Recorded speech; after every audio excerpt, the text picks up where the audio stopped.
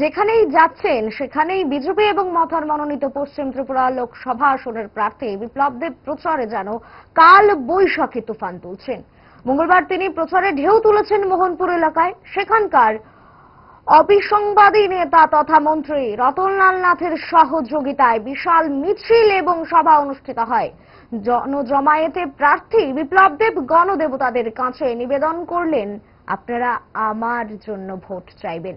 লক্ষ্য নরেন্দ্র মোদীকে তৃতীয়বারের জন্য প্রধানমন্ত্রী করতে হবে। ভোট চাইতে গিয়ে কারোর সঙ্গে কিছু কথা নয়, ভালোবাসার সঙ্গে কথা বলবেন। মুখ্যমন্ত্রী থাকাকালীন যদি ভালো কাজ করে থাকি তাহলে ভোট দিন, না হলে ভোট দেওয়ার দরকার নেই, বললেন আত্মবিশ্বাসী প্রার্থী বিপ্লব দেব।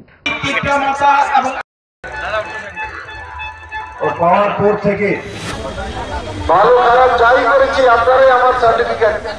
আগামী নির্বাচনে আমি মোহনপুরবাসীর কাছে নিবেদন করি যে আপনারা আমার জন্য ভোট চাইবেন, মাননীয় প্রধানমন্ত্রীকে তৃতীয়বারের মতো প্রধানমন্ত্রী বানানোর জন্য। আর আর আমার জন্য ভোট চাওয়ার জন্য কারোর সঙ্গে উঁচু কথা না বলা, ভালোবাসার সঙ্গে বিশ্বাসের সঙ্গে বলা যে আপনাদের ছেলে আপনাদের ভাই বিপ্লব দেব দাঁড়িয়েছে, আপনার কাছ থেকে সে আশীর্বাদ চায়।